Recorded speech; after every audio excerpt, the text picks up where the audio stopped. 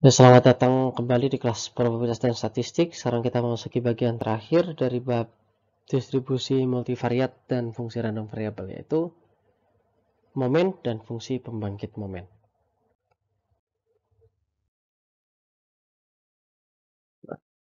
Momen ini adalah, jadi namanya random variabel. Distribusi random variabel itu pasti bisa kita hitung momennya ya. Di sini disebut sebagai momen random variabel. Didefinisikan sebagai momen ke R di sekitar titik asal dari random variable X itu dinyatakan oleh mu aksen R itu sama dengan expected value dari X pangkat R, yang mana adalah, bisa dilihat ya, kalau discrete X pangkat R fx dijumlahkan semua, kalau continue ya X pangkat R fx kita integralkan. Nah, kalau kita sebelumnya sudah mempelajari expected value dari X itu mu, itu artinya adalah momen ke-1 dari random variable X. Jadi sebenarnya min itu adalah momen ke-1 ya. Lalu variansi itu adalah momen kedua, expected value dari X kurangi mu kuadrat. Biasa disebut sebagai momen kedua, walaupun momen keduanya sebenarnya adalah expected value dari X kuadrat. Ya. Nah, kalau kita lihat di sini ya, momen pertamanya itu adalah mu 1 aksen, itu kita kenal sebagai min. Mu 2 aksen itu adalah X kuadrat. Nah, kita tuliskan mu itu sama dengan mu 1 kuadrat adalah momen 1, maksudnya momen 1, dan sigma kuadrat atau variansi itu adalah momen 2 dikurangi momen 1 kuadrat. Seperti itu ya. Nah, kalau tadi hitung-hitungnya susah, kita bisa mempunyai namanya fungsi pembangkit momen.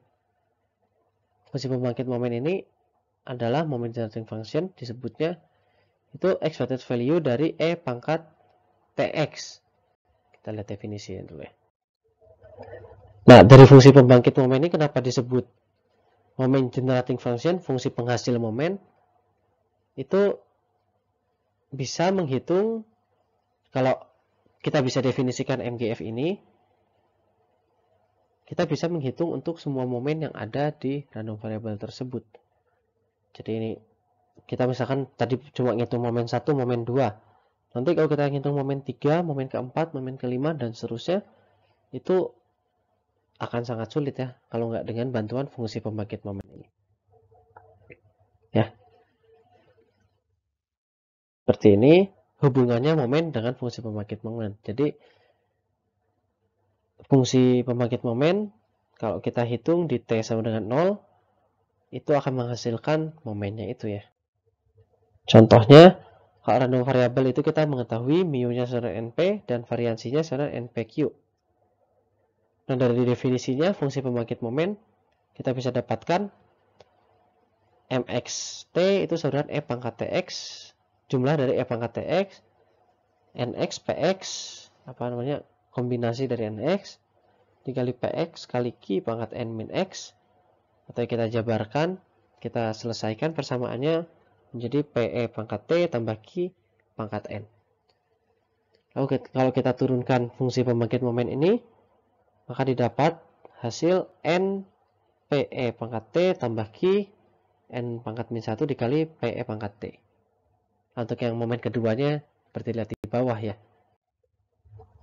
Kalau kita masukkan t sama 0, kita dari persamaan tadi akan mendapatkan mu 1 aksen itu sama dengan np, dan mu 2 aksen itu sama dengan np dikali n-1p plus 1, atau artinya npq ya. Nah, dari mu 2 ini kita bisa dapatkan variansi npq ya. Mu 2 aksen dikurangi mu kuadrat. Jadi terbukti ya kalau fungsi ini contohnya penggunaan fungsi pembangkit momen. Mungkin kalau kita bakal jarang pakai fungsi ini ya, karena ini untuk lebih advance lagi di probability and statistic. Nah, MGF ini digunakan salah satunya nanti untuk membuktikan bab selanjutnya ya, membuktikan teorema di bab selanjutnya itu central limit theorem. Berangkatnya dari sini yaitu teorema keunikan. Jadi misalkan distribusi normal, distribusi log normal dan lain sebagainya itu kalau misalkan distribusi-distribusi itu pasti mempunyai moment generating function yang unik, MGF-nya unik. Jadi kayak bentuk lain dari distribusi itu gitu. Nah, kalau misalkan MGF-nya sama, moment generating function-nya itu sama, maka X dan Y itu distribusi probabilitasnya sama. Ya, dan sebaliknya ya.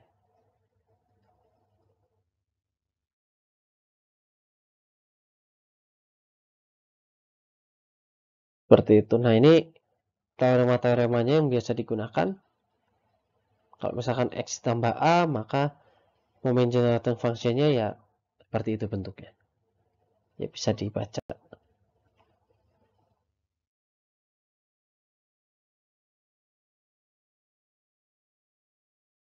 Nah, dari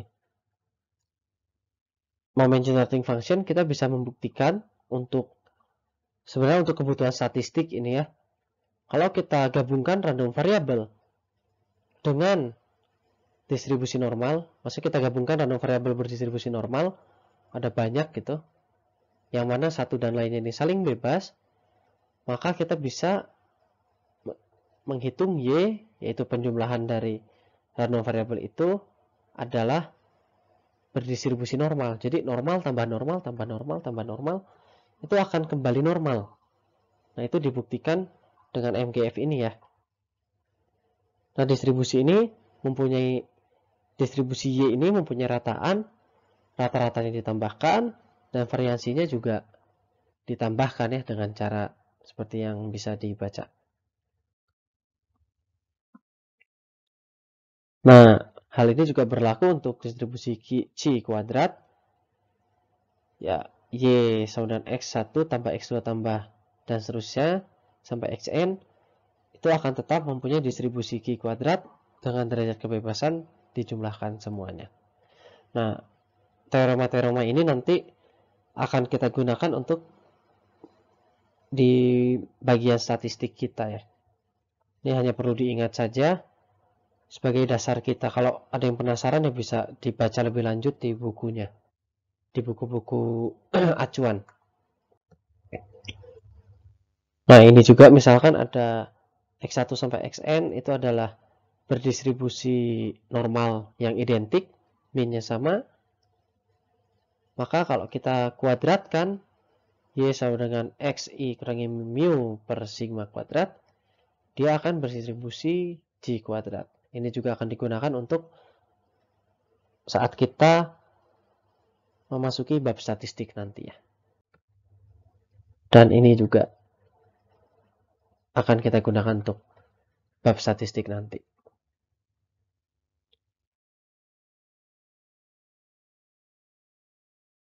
Terima kasih dan sampai jumpa lagi di bab statistik.